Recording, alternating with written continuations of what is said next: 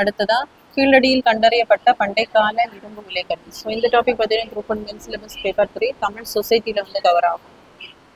சிவகங்கை மாவட்டத்தில் இருக்கக்கூடிய கீழடியில் 11வது அகழ்வாராய்ச்சி வந்து நடைபெற்று வருகிறது. ஸோ பண்டைய கால தமிழர்களின் திறனை பறைசாற்றும் இங்கே பார்த்தீங்க அப்படின்னா இரும்பு உலைக்கலன் தற்போது கண்டறியப்பட்டுள்ளது. ஸோ சங்க காலம், ஸோ தேர்டு பிசில இருந்து நமக்கு தேர்டு ஏடி வரைக்கும் இருக்கக்கூடியதான் சங்க காலம். ஸோ இந்த காலத்துல வரக்கூடியதான் பார்த்தீங்க அப்படின்னா இந்த சிவகங்கை மாவட்டத்துல அந்த மக்கள் வாழ்ந்த அந்த பண்டைய கால வரலாறு தான் நமக்கு இங்க கிடைக்கப்பட்டிருக்கு.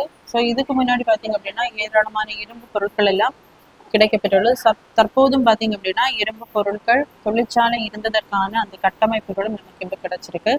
சங்க காலத்தில் இந்த உலை கலனை பயன்படுத்தி அவங்க வந்து கத்தி, அரிவாள், வேளாண் கருவிகள் உள்ளவற்றை வந்து அவங்க செய்திருக்கலாம் அப்படின்னு நம்பப்படுகிறது. ஸோ இதன் மூலம் அந்த காலத்திலேயே மக்கள் வந்து அந்த தொழிற்சாலைகளை ஏற்படுத்தி சிறப்பாக தற்போது இருக்கக்கூடிய அந்த ஒரு சூழ்நிலை மாதிரி வாழ்ந்ததற்கான ஒரு அடையாளம் பார்த்தீங்க அப்படின்னா நமக்கு வந்து எவிடன்ஸ் வந்து கிடைச்சிருக்கு.